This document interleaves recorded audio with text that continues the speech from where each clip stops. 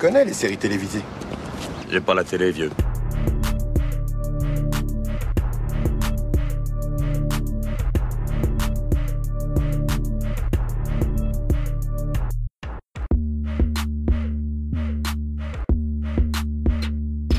Salut à toutes, salut à tous, soyez les bienvenus dans la saison des séries, votre podcast consacré aux séries d'hier et d'aujourd'hui. Je m'appelle Junior, ravi de vous retrouver pour cette nouvelle émission. Une très bonne année à toutes et à tous, je vous souhaite plein de bonnes choses, d'être heureux et surtout de découvrir le moins souvent possible des épisodes pourris. Je le souhaite à vous et je nous le souhaite à nous dans l'équipe, parce que moins on verra d'aube et mieux on se portera.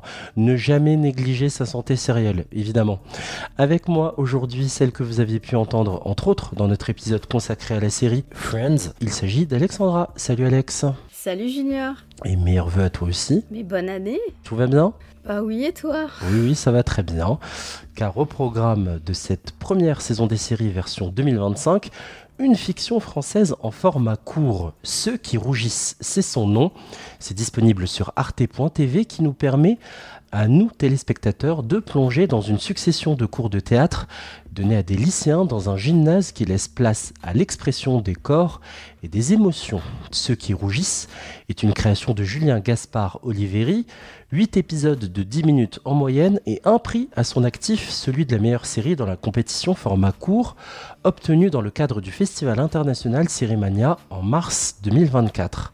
Avons-nous été emportés par cette série hybride, qui parfois tend vers le documentaire, ou clairement Ceux qui rougissent nous a rendus rouges de colère? Des éléments de réponse à cette question et à beaucoup d'autres, juste après un premier extrait.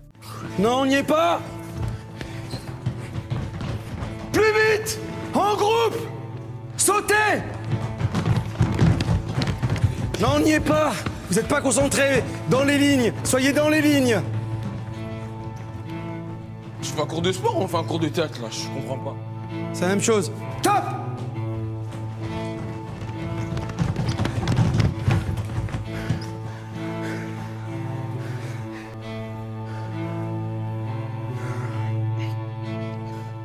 Et voilà, ça ressemble un peu plus à quelque chose quand même. Ça ressemble un peu plus à un groupe déjà. Alors Alexandra, pour celles et ceux qui n'ont jamais vu Ceux qui rougissent, est-ce que tu peux nous faire le résumé de cette fiction, s'il te plaît ? Alors, on assiste au cours dans un gymnase de l'option théâtre dans un lycée, donc pour préparer une option du bac. On a une dizaine de lycéens qui voient débarquer le remplaçant de leur prof et il va petit à petit venir bousculer les habitudes, certaines mauvaises habitudes qui ont été prises alors qu'ils sont en pleine répétition de la pièce de Shakespeare, Le songe d'une nuit d'été.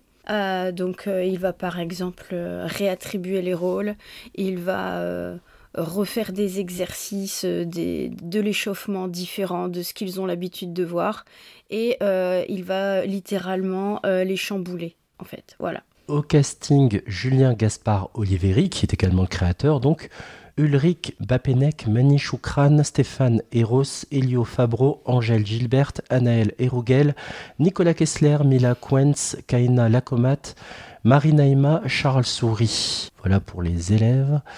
J'ai une simple question pour commencer. J'aimerais bien savoir ce qui t'a amené à découvrir la série Ceux qui rougissent, Alex.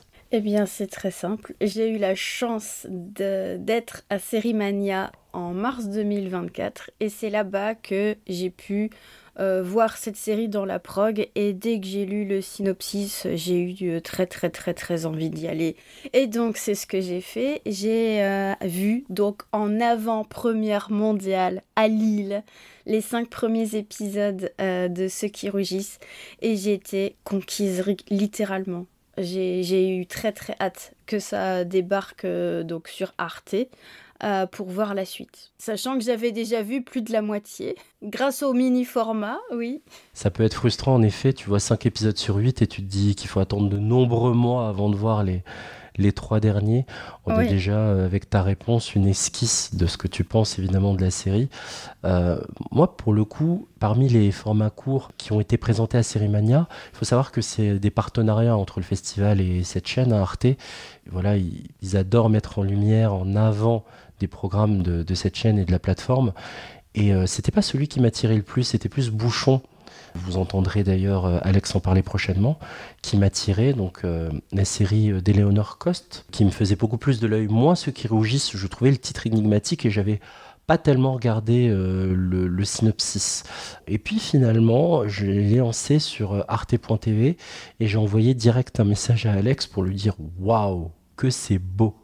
Et je le pense sincèrement encore à l'issue du visionnage de tous les épisodes, même si je trouve que ça faiblit un peu dans sa dernière partie, mais on va y revenir. Avant d'entendre ton avis global aussi, pour que les auditeurs et auditrices situent bien les choses, Alex, explique-toi ce que ça représente pour toi le monde du théâtre.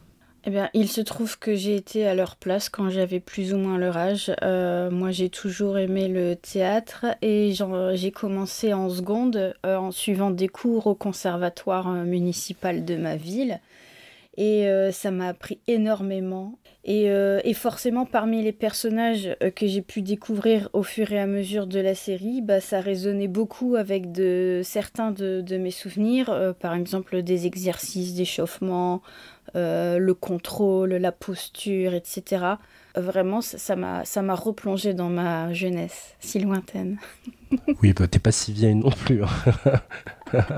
Et juste, plus sérieusement, justement, pour prolonger ce que tu viens de dire, un avis global sur Ceux qui rougissent, qu'est-ce que ça vaut pour toi, cette immersion dans ces cours, ateliers, théâtre de 8 fois 10 minutes? Alors c'est original parce que c'est de la docu-fiction. Et donc parfois on ne sait pas vraiment ce qu'on est en train de regarder, c'est ça qui vient nous sortir de la zone de confort. Parce qu'en fait le scénario c'est surtout de l'impro. C'est-à-dire que ce sont les exercices donnés pour les essais du casting qui ont inspiré le réalisateur pour vraiment savoir... En fait je pense qu'avant le casting il ne savait pas vraiment où il voulait nous amener. En fait. Donc c'est ce genre de produit qui se construit au fur et à mesure, en même temps que la création. Et donc il s'est aussi inspiré de ses propres élèves, puisqu'il était également, alors je pense qu'il ne donne plus de cours aujourd'hui, mais prof de théâtre en fait. Et il a cherché pendant 1 an son casting. Donc il faisait des répétitions dans des salles de gymnase. Et ce qui est sympa aussi, c'est que lors d'interviews que j'ai pu écouter, il raconte qu'il est allé chercher ces jeunes qu'on n'attendait pas en fait, c'est-à-dire ceux qui ont tendance à se planquer, ceux qui sont moyennement intéressés par le théâtre, ceux qui sont plus fragiles, ceux qui ont tendance à s'effacer. Et c'est ça qui est intéressant et qui l'a nourri lui pour son projet en fait. C'est ce que laisse transparaître ainsi le titre, Ceux qui rougissent, c'est ceux qui rougissent de honte, ceux qui rougissent aussi en pleine action, parce que le théâtre c'est de la débauche d'énergie. Aussi, je pense que c'est ça qui se cache derrière ce titre. Mais ceux qui rougissent, parfois c'est nous aussi. Oui, les spectateurs face au spectacle qui nous est proposé. Oui, parce qu'il y a certains exercices qui sont un peu poussés à l'extrême. Et là, on est dans des moments intenses et les acteurs sont émus et nous, on est un peu chamboulés aussi parce qu'on se dit mince, d'habitude, on voit pas ça en fait.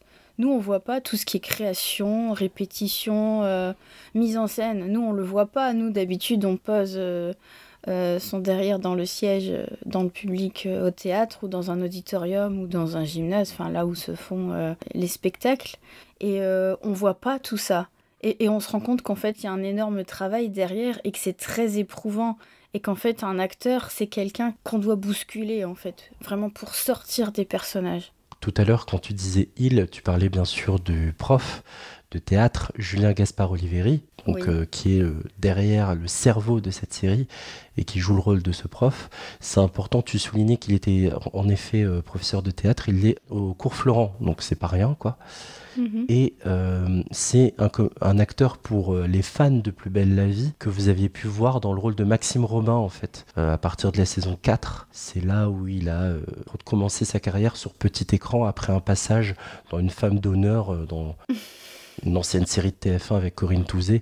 Il est aussi passé par Arte dans la série Ainsi soit-il. Et plus récemment, si vous avez regardé France 2 pendant les vacances de Noël et que vous étiez tenté, curieux de découvrir la série Zorro, il joue dedans, il joue Petit Aigneux dans le Zorro version Jean Dujardin. Voilà pour situer un peu qui est Julien Gaspard Oliveri. Non, mais c'est pas contre toi. Hein. Mais c'est pas question que ce soit contre moi, c'est chercher. question que c'est mon rôle. Ça fait 6 mois, je connais toutes les répliques par cœur. Bah oui. Mais je vais faire quoi du coup? Bah rien, tu vas pas faire... Je vais rien faire. Si, je sais pas, on peut trouver dans... Tu feras bottom, plan. Mais la vie, je vais pas faire l'âne. Moi, je suis Hermia depuis le début là. Mais arrêtez de rigoler, c'est pas drôle. Bah non, c'est pas drôle. La grosse tête d'âne. Ferme ta gueule, toi. Gênant, lui. Ouais, c'est tendu. C'est même pas beau, toi. Tu joues quoi, toi, de base, Marie? Non, mais on va pas en reparler là. Bah, Elena, je sais pas. Voilà, elle joue Elena. Là, elle va rester Elena, je vais rester Hermia. Pourquoi on change des trucs comme ça? On change. Je fais Hermia depuis le début de l'année, je vais pas changer Ok, maintenant. chut, garde Parce que ça. là, vous débarquez, vous décidez qu'on garde va ça, changer viens les là, rôles viens comme là, ça. viens là. Tiens, C'est pas ça le coup. Chut, tais-toi et En plus, donne... vous êtes même pas le Non, prof principal, vous êtes tout. remplaçant. Regarde-le et donne-lui tout ce que tu penses là dans les yeux. Sans parler. Je dis quoi? Sans parler, dans les yeux. Tu mets toute ton énergie dans le regard là. Mon avis là-dessus, très rapidement, je trouve cette série très touchante, très forte, pleine d'émotions. Je me suis laissé avoir. Le procédé, je l'aime beaucoup, cette espèce de docu-fiction en effet.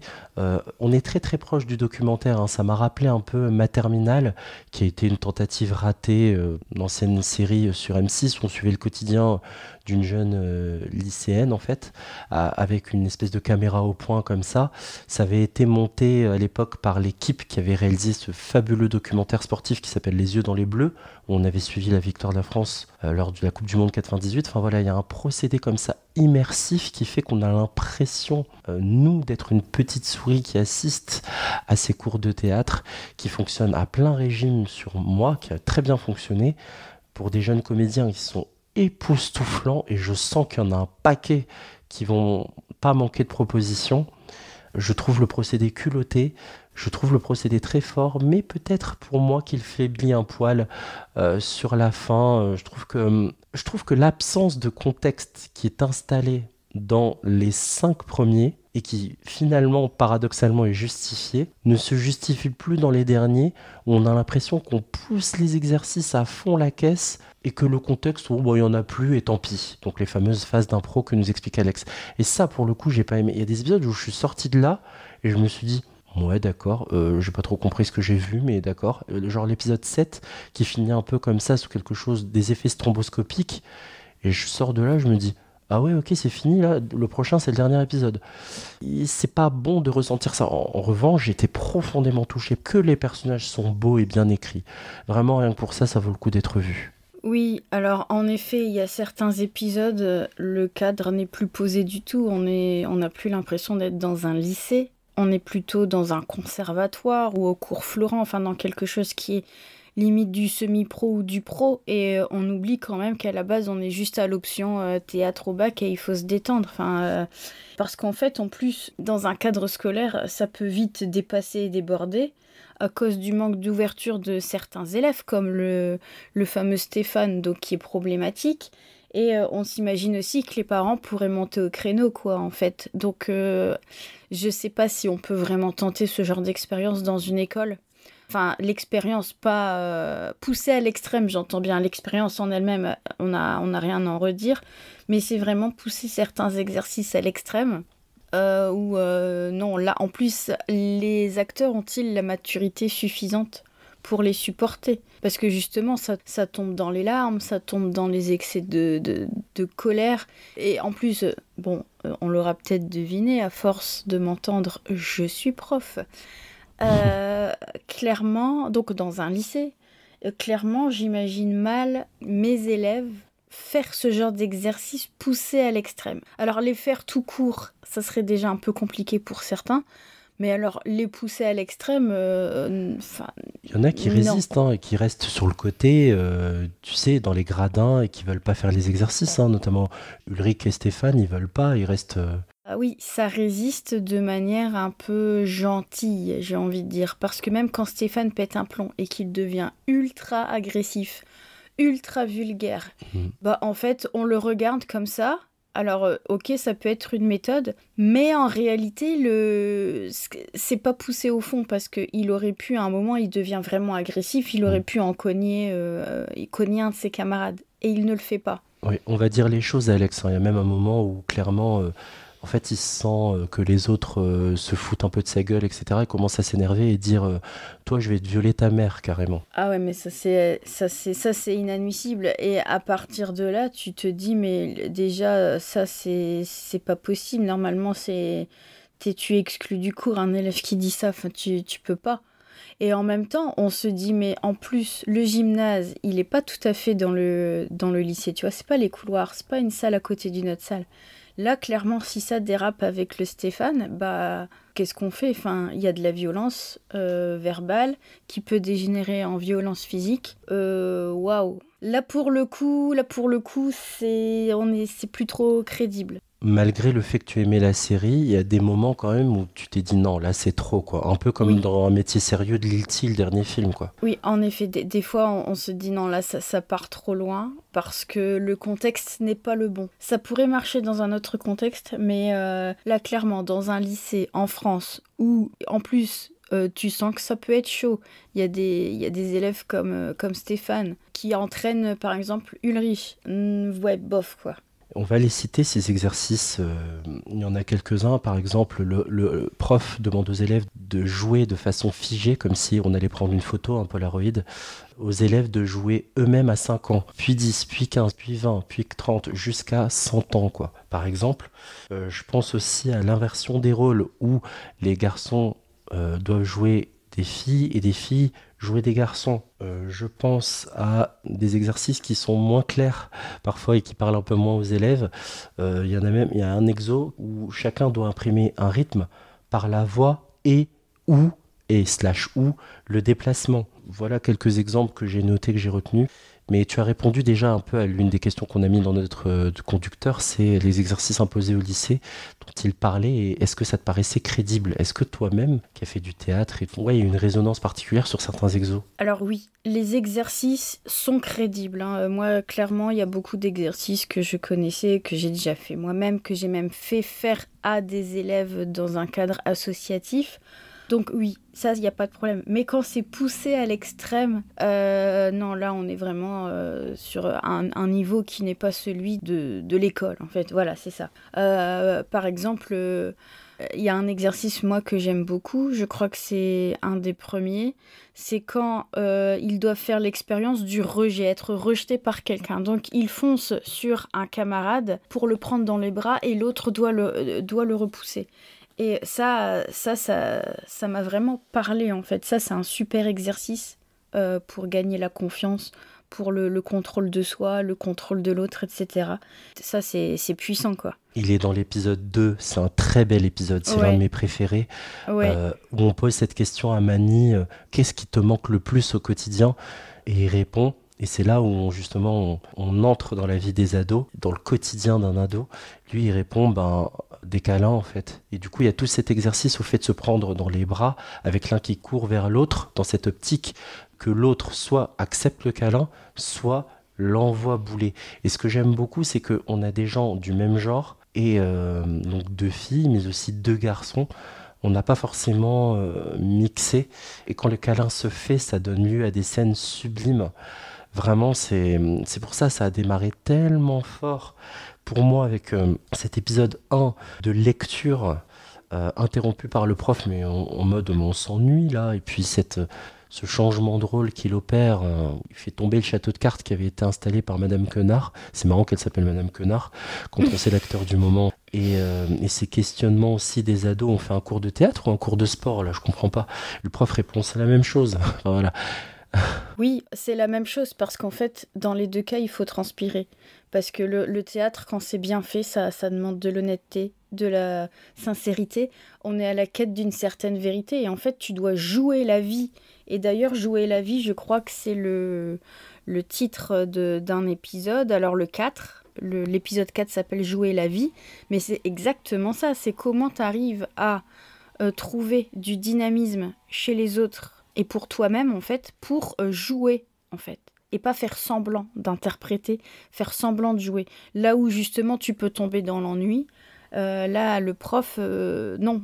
Il veut vraiment que ça transpire de l'émotion et que la colère, ce soit de la vraie colère. Et d'ailleurs, pour faire jouer la colère, il s'était inspiré du SEUM, qu'avait Mila, donc au tout premier épisode, quand on lui annonce que bah non, en fait son rôle, on va le distribuer à quelqu'un d'autre.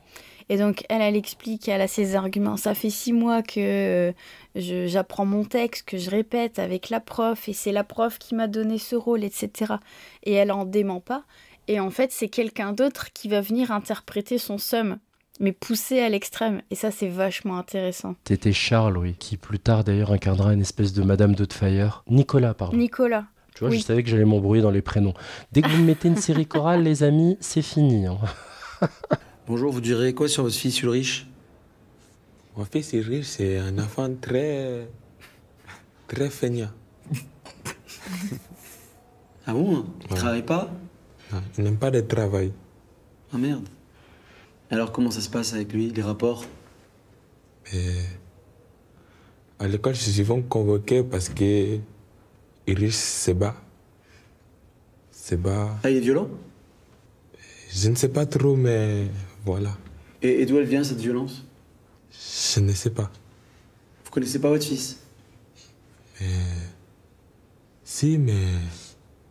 C'est ça le problème. Hein. Je pense que j'ai fait du mieux que j'ai pu pour l'amener à l'école.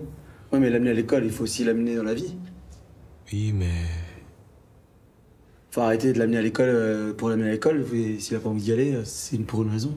Alors on est plutôt sérieux depuis le début de cette émission parce que la série l'est tout autant. On se marre, parfois évidemment ça reste des ados, ils se marrent entre eux, hein. Ça, ne vous faites pas sur le fait qu'il y a des moments incongrus. Oui, et puis en effet, il y a quelques wesh, quelques armas qui sont lâchés en fait, et c'est là que tu dis bah oui, c'est ça en fait, les ados aujourd'hui parlent comme ça. Qu'ils soient sympas ou moins sympas, ou cultivés, pas cultivés, bah il y a des wesh qui s'échappent, et ça on n'y peut rien. L'épisode dont tu parlais, c'est l'épisode 4. Oui, il a une particularité d'ailleurs cet épisode, je ne sais pas si c'est ton préféré. J'ai dit les 5 premiers, mais je dirais peut-être plus les 4 premiers en fait. Et celui-ci aussi est très sympa. Il y a une particularité parce qu'on n'est pas dans le gymnase en soi. On est dans les vestiaires du gymnase. Il y a ce moment aussi confession avec Ulrich qui doit incarner l'un des visages de ses parents. Il choisit le rôle du père. Donc avec une espèce de voix... Pardon ce que je vais dire, ça peut paraître caricatural, mais c'est juste pour que ça parle à tout le monde. Avec un accent donc d'Afrique, avec la voix de Doudou d'Omar Sy dans le SAV des émissions. Voilà. Pour illustrer, comme ça parle à tout le monde. Un vrai moment d'émotion, on apprend plus sur Ulrich, on apprend beaucoup plus sur lui et sur sa personnalité à lui à travers le rôle du père qu'il incarne. Je trouvais ça très malin et très bien écrit. Oui, en effet, cette façon d'interpréter sa propre mère et de répondre aux questions du prof. Et on voit clairement que sa mère doit être autant désarmée que lui, qui sont dans une impasse. Et on se rend compte que c'est pas un mauvais gamin, que sa mère le sait, que lui-même le sait, que le prof a l'air de bien le comprendre aussi. Et pourtant, voilà, on est dans une impasse et c'est aussi ça l'adolescence en fait. C'est un moment où t'es dans une impasse, t'es plus dans l'enfance, t'es pas encore adulte et tu sais pas comment te comporter, tu sais pas quoi faire de toi-même, tu sais pas gérer tes émotions. Tu voudrais te contrôler, mais tu n'y arrives pas. Et en fait, c'est aussi ça, cette série. Et c'est en ça aussi qu'elle est très, très, très intéressante. Parce qu'on a des adolescents qui voudraient jouer aux adolescents, mais ça marche pas comme ça, en fait. Et sinon, pour reparler de mon épisode préféré, alors c'est un peu difficile. Le premier était tellement efficace que j'aurais tendance à le mettre à la première place. Alors moi, c'est peut-être pas un épisode, mais il y a un moment qui m'a vraiment touchée. C'est lorsque Marie tente de parler, de s'exprimer. Elle voudrait participer et on l'entend même pas. Et c'est l'épisode 5, l'aveu. Alors, c'est même pas l'épisode le plus intéressant en soi, parce que c'est un moment où, en fait, ils sont entre eux, le prof est en retard, etc. Ils sont en train de parler d'embrouilles de jeunes, quoi, des trucs un peu... voilà, de jalousie, de crush, nana. Donc ça en soi, moi ça m'intéresse pas des masses. Et puis à un moment, donc, t'as Anaëlle qui veut jouer un aveu et elle demande à Mila d'être sa mère et c'est Ulrich qui va jouer son rôle à elle. Et à un moment, donc, Stéphane revient. Ulrich, voilà, donc Stéphane, le pseudo-délinquant qui... Le poil à gratter, l'emmerdeur, Ouais. le casse-couille. La gangrène. Voilà, il en faut toujours un dans une série. Et donc, bizarrement, Ulrich, qui était à fond dedans, il voit le gros lourd là arriver et il se dit en fait, il veut pas se taper la honte. Et donc, on lui reproche, on lui dit ça y est, il y a Stéphane qui est là, donc tu veux plus jouer. Et du coup, ils se disent entre eux, qui pourrait le faire? Et en fait, Marie dit qu'en fait, elle, ça l'intéresse. Mais elle a tellement une voix douce et basse qu'on ne l'entend pas. Elle est tellement discrète qu'au bout d'un moment, le prof arrive. Donc aux 3/4 de l'épisode, donc c'était un gros retard. Et puis tout le monde part et elle reste là en fait. Et personne ne se rend compte qu'elle ne les suit pas. Et au final, elle commence à courir en fait, elle quitte le gymnase et elle se retrouve dans un groupe qui hurle, qui s'embrouille avec des smartphones, enfin un truc de jeunes quoi, dans une cour de récré ou dans un couloir. Et on voit le malaise, elle n'a pas sa place. Elle peut pas trouver sa place dans une ambiance comme ça, c'est trop agressif pour elle en fait. C'est trop de bruit. Et donc au final, elle retourne dans le gymnase, elle intègre le cours. Et là, elle retrouve sa place, ouais. Et personne ne se rend compte qu'elle arrive en fait. Et qu'elle est en retard. Personne ne lui fait la remarque, ouais t'es en retard, mais t'étais où? Enfin, personne ne lui fait la remarque, ça veut dire qu'elle est partie, elle est revenue comme ça, personne s'en aperçoit. Et au final, à la fin, l'épisode va se clôturer où elle se jette en fait. À un moment, le prof dit allez, suivant, parce qu'ils font un exercice donc d'échauffement. Et elle se jette. Et on la voit, elle se jette, elle y va. Et tu te dis, mais quand même, ce personnage, il a quelque chose, quoi. Il y a plein de jeunes qui sont comme ça. Bien sûr. Fait, énormément. Et on ne les voit pas. Et on parle jamais assez d'eux. Jamais. C'est l'incarnation de la discrète, de la timide, de la réservée, de celle avec qui on n'adresse pas forcément la parole en début d'année et qui va rester souvent isolée, manger seule, etc. Ouais. Ça fait écho à un touchant message je parle beaucoup de foot aujourd'hui, désolé, c'est pas volontaire, mais ça me fait penser à Antoine Griezmann, l'ancien joueur de l'équipe de France qui joue à l'Atlético Madrid, qui avait posté un message sublime pour dire à la rentrée pour les jeunes ados, si vous voyez des gens qui sont seuls, qui ont pour habitude d'être à la récré tout seul ou à la cantine tout seul, allez leur parler, allez apprendre à les connaître, allez discuter un peu, allez échanger. Et j'ai trouvé ça super, et c'est finalement ce qu'elle va finir par trouver en rejoignant ce groupe. Quelque chose de confortable, de rassurant, d'emmitouflant, et ça c'est quand même super à observer. En effet, ce qui peut te sauver, ce qui peut te rassurer, c'est pas forcément le plus confortable comme ça de prime abord en fait. Il faut parfois se donner ce fameux coup de pied au cul, sortir de sa zone de confort pour aller de l'avant. Et en fait, symboliquement, la fin de cet épisode, il est puissant parce que tu te dis, mais elle, au final, elle ira loin. Elle ira loin parce qu'il y a plein d'adultes aujourd'hui qui sont accomplis et qui sont passés par une phase comme ça de timidité extrême, voire maladive à l'adolescence. Et grâce au théâtre, alors c'est pas fort, et là ça pourrait être aussi du sport, ça pourrait être toute autre chose, mais ils se sont sortis de ce mal-être où tu te dis mais je sais pas quoi faire de mon corps, je sais pas comment exprimer mes émotions, je sais pas m'exprimer tout court, quand je parle on m'entend pas, on m'écoute pas, je suis maladroite, je sais pas quoi faire de mes bras, j'ai des gestes parasites. Et c'est ça aussi en fait tout le sujet de la série en fait. C'est comment tu arrives à te sortir de cet état où tu sais pas quoi faire de toi-même. Tu sais, je préfère quelqu'un qui assume qu'il a rien plutôt qu'il fasse semblant, quoi. Moi, mentir. Il a plus de batterie. Pourquoi t'es pas sincère avec nous, en fait? Je suis sincère. Pourquoi t'es un gros mytho avec nous, je là, suis sincère, comme ça? ouais. Pourquoi, d'un coup, t'es là et puis tu nous fais que des pirouettes, des trucs? Depuis que t'es là, je sais pas qui tu es. Tu peux me dire qui tu es? Stéphane. Tu viens d'où, en fait? Dis-moi, présente-toi. Je m'appelle Stéphane. Merci, ouais. Voilà. Tu viens d'où? T'es qui? Bon. Attends, reste là. Tu comprends ce que je dis, que je suis pas contre toi? Ouais. Alors, qu'est-ce que t'attends, là? Tu comptes rater combien de temps, là, encore? Comment ça, rater? Tu trouves pas que tu rates assez beaucoup, là? En gros, vous dites que je suis un raté, c'est ça? Bah, c'est un peu ce que tu pousses à dire, ouais. C'est pour faire la pute, là, comme non, lui, ça va. Déjà, ça, ce vocabulaire, c'est pas la peine.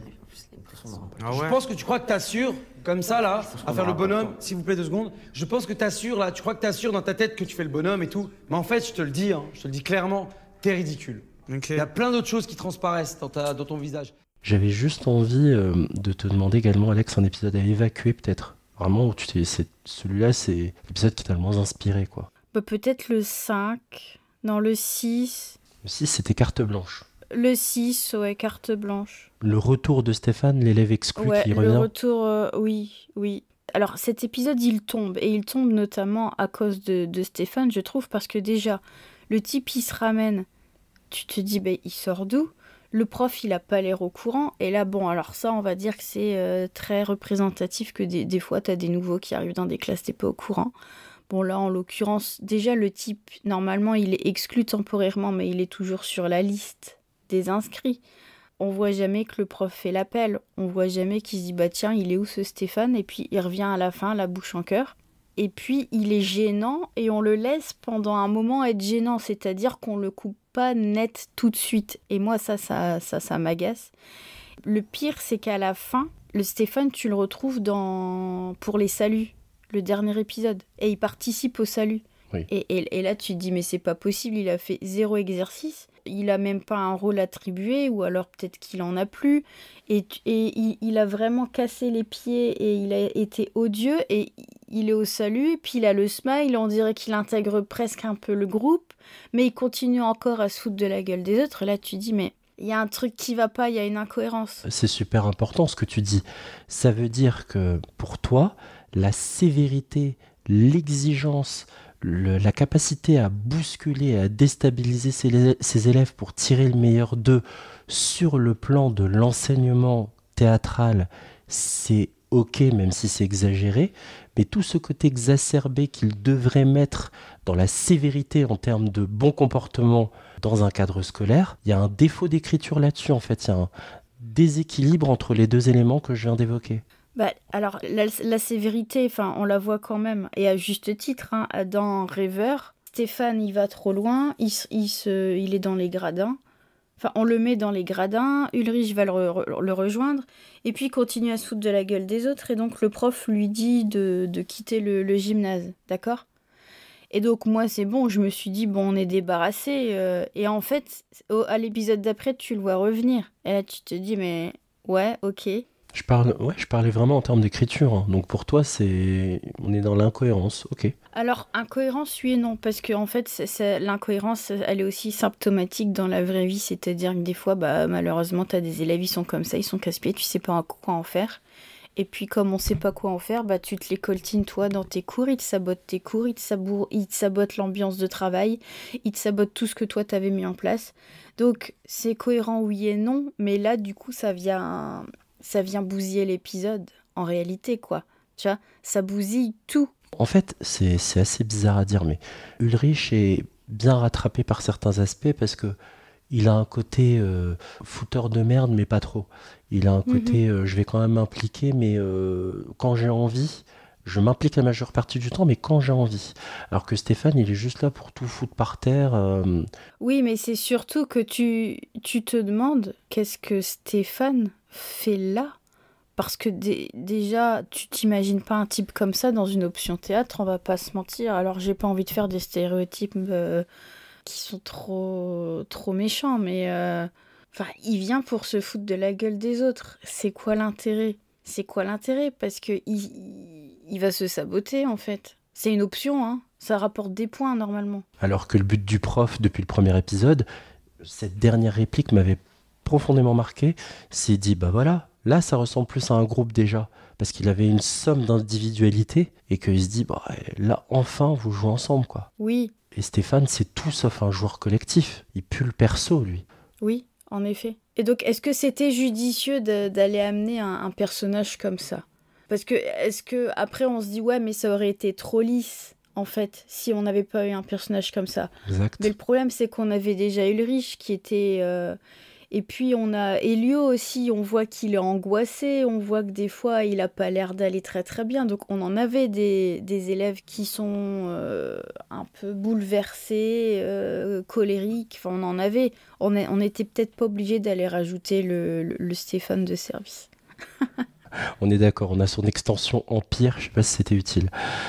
Très rapidement, les qualités de jeu du prof et bien sûr de ses élèves. Qu'est-ce qui t'a le plus marqué là-dedans ? Est-ce que vraiment tu les as trouvés crédibles, convaincants ? Alors oui, le jeu de tout le monde en général ? Oui, ceux que tu sortirais un peu plus du lot peut-être. Oui, alors ils sont tous sincères parce que c'est surtout de l'impro en fait.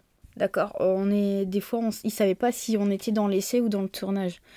Et d'ailleurs, en fait, le Réa, donc qui joue le prof, raconte bien que toute l'équipe, elle était en dehors du gymnase et qu'il y avait que 2 caméras qui tournaient autour dans le gymnase.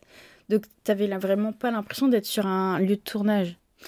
Et ça, vraiment, ça vient donner un côté très spontané et ça, c'est bien. Très organique. Oui, oui, oui. Et après, c'est vrai qu'il y a des personnages plus forts que d'autres. Mais globalement, j'ai trouvé ça ouais, très, très bien joué. En effet, hein, hyper touchant, hyper convaincant. J'en ai même eu quelques larmes sur la fin de l'épisode 4, parce que le prof s'effondre aussi, suite à un exercice qu'il a donné. Et vos parents, monsieur, ils pensent quoi de vous? Et j'ai trouvé ça super, quoi. Que l'armure se fende et que le prof aussi dit, vous voyez, les émotions, c'est pour tout le monde dans le théâtre. Enfin, juste un mot, pardon, sur la conclusion. Le dernier épisode, est-ce que tu as trouvé la série convaincante dans cette façon de conclure et de travailler ces au revoir? Oui, oui, bien sûr, parce qu'un salut, ça se travaille énormément. Ça, on pourrait pas croire comme ça, mais si on n'a pas pratiqué le théâtre, on ne le sait pas. Parce que, alors, il y a différentes écoles. Moi, je sais que j'ai eu plusieurs profs qui aimaient qu'on salue plusieurs fois. Une fois dans le personnage, donc c'est ton personnage qui salue, donc t'es encore dans l'attitude. Et après, c'est toi, l'acteur, l'actrice qui salue.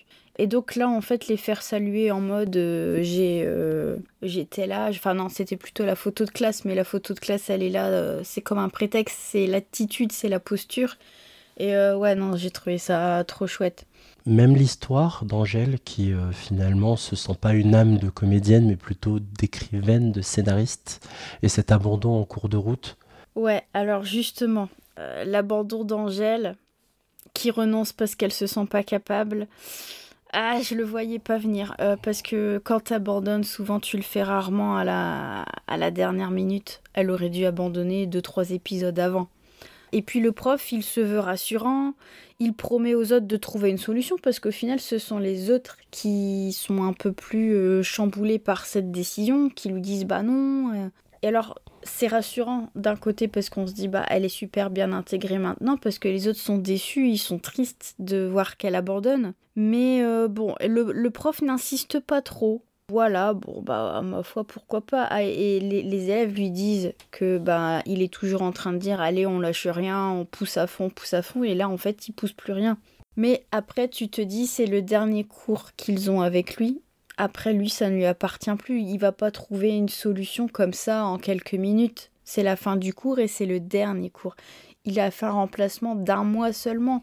Ça va extrêmement vite. Donc, voilà, des fois, tu as des événements, quand t'es prof, ça t'échappe. Et en plus, quand tu sais qu'après, tu dois donner le relais à quelqu'un, ma foi, qu'est-ce qu'il y a à faire? Rien. Ça s'appelle vraiment remplacer au pied levé, quoi. Tu fais avec les moyens du bord, comme tu peux, du mieux que tu peux. J'ai oublié de dire une chose tout à l'heure, quand tu parlais de l'impro et de vraiment se baser sur les personnalités des élèves pour écrire les histoires autour, ça me rappelle beaucoup un certain Artus qui a un succès récent avec Un truc en plus, où c'est pareil, en fait, il est vraiment parti du casting qui allait découler de ses recherches pour derrière laisser les comédiens fabriquer leurs propres répliques et laisser la plus grande dose de naturel possible. C'est une série assez particulière, assez singulière. C'est pas facile d'y entrer quand on n'est pas habitué. Mais si vous avez l'habitude de mater des séries Arte, franchement, vous allez vous laisser porter facilement, en tout cas, par ce type d'exigence, quoi. C'est vraiment une série qui est très sympa. Oui, c'est une pépite. On n'a pas assez de séries comme ça, en fait. Si vous avez l'habitude de regarder des 20h50 à TF1, c'est pas le même délire, hein, je vous le dis. Alors, cette série, elle est exigeante, mais elle est aussi accessible. C'est-à-dire qu'elle vient quand même dépoussiérer un peu l'ambiance théâtre, cours de théâtre, qu'on pourrait trouver chiant, en fait. Oui, tu me fais penser d'ailleurs que j'avais oublié d'expliquer mon rapport au théâtre, moi. Non, c'est pas du tout chiant, hein. Par exemple, je suis pas un hyper grand passionné du théâtre, j'ai vu quelques pièces, mais c'est pas souvent. Tous les arts sur la scène, je vois plus souvent du stand-up ou du one-man show, one-woman show, que vraiment des pièces de théâtre, qu'elles soient classiques ou modernes. Donc j'en ai pas vu énormément dans ma vie. Et pourtant, je me suis laissé happer facilement. Donc vraiment, on vous recommande chaudement Ceux qui rougissent, et on vous laisse vous faire votre propre opinion sur... sachez que la série est disponible sur arte.tv jusqu'en février 2027. La saison des séries, c'est fini. Un grand merci à toi, Alex, d'avoir été avec moi. Merci à toi, Junior. Pour écouter ou réécouter nos anciens épisodes de la saison des séries ou notre spin-off Un pilote presque parfait, vous pouvez nous retrouver sur votre appli podcast préféré. Pour nous indiquer que vous nous aimez, laissez un commentaire et 5 étoiles sur les applications Spotify, Apple Podcast ou Podcast Addict. N'oubliez pas de nous suivre sur Twitter, @piloteparfait, et sur Instagram, la saison des séries. Merci à vous de nous avoir écoutés jusqu'au bout. Je vous souhaite à toutes et à tous plein de bons épisodes. Encore une fois, une très bonne année et je vous dis à très bientôt. Ciao!